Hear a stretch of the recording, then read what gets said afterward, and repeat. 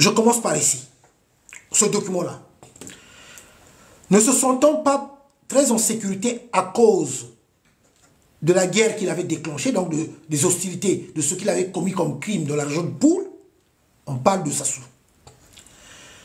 De l'incarcération et de l'assassinat des opposants politiques, Denis Sassou Nguesso avait fait débloquer à ce moment-là. Bon, je lis le document. 32 millions d'euros. 32 millions d'euros de la Direction générale du Trésor public congolais entre 2008 et 2011.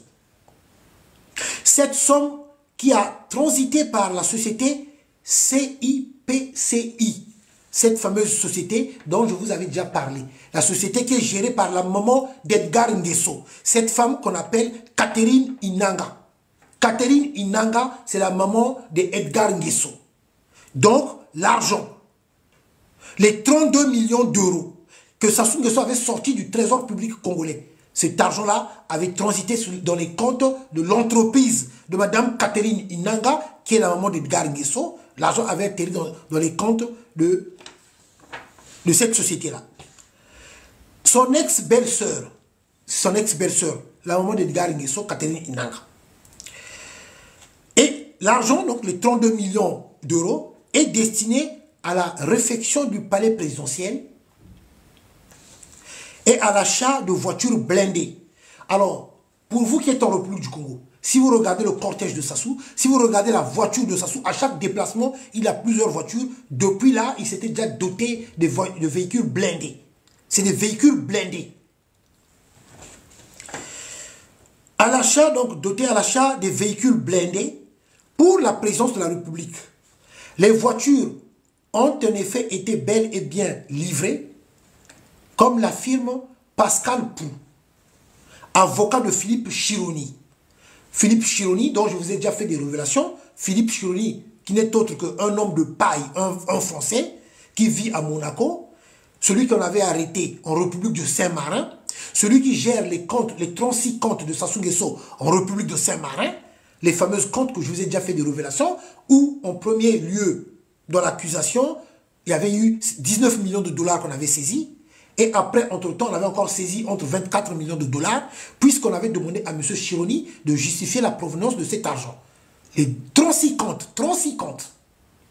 Comme M. Chironi, étant dans l'incapacité de justifier la provenance de l'argent, il était obligé de dire, en toute honnêteté, dire la vérité aux autorités de la République de Saint-Marin que lui, il ne gère que l'argent, c'est l'argent de Sassou Nguesso. Alors, donc, M. Chironi.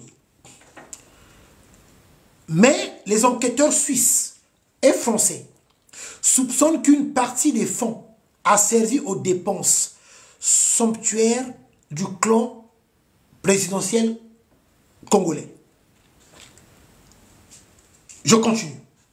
Fin octobre 2014, je donne même l'année 2014, une perquisition dans un triplex de la famille présidentielle boulevard Bourdon, c'est à Neuilly-sur-Seine. Dans le cadre de l'association amicale des indignés, on était déjà parti à Neuilly-sur-Seine, on avait montré à cet endroit. C'est là où Edgar Nguesso possède des appartements luxueux. C'est un triplex. Donc cette fameuse saisie chez Edgar Nguesso, où il avait été perquisitionné, c'est là-bas. Boulevard Bourdon, à Neuilly-sur-Seine. Cette perquisition avait permis de retrouver des valises bourrées de dollars et d'euros, des boîtes de bijoux, de boîtes à bijoux, la marque Chopard, des collections de montres de luxe, donc montres suisses. L'essentiel de l'enquête suisse a été transmis à la France en janvier 2016, puisque ça avait commencé du côté de la Suisse. Selon Maître William Bourdon, l'avocat, avocat parisien de Transparency International, France, à l'origine des procédures, la preuve est apportée aujourd'hui que, sans le concours de la Suisse, de l'autre côté là-bas, dans certains nombres d'acteurs en Suisse, une partie des détournements du clan Sassou n'aurait pas été possible de retrouver.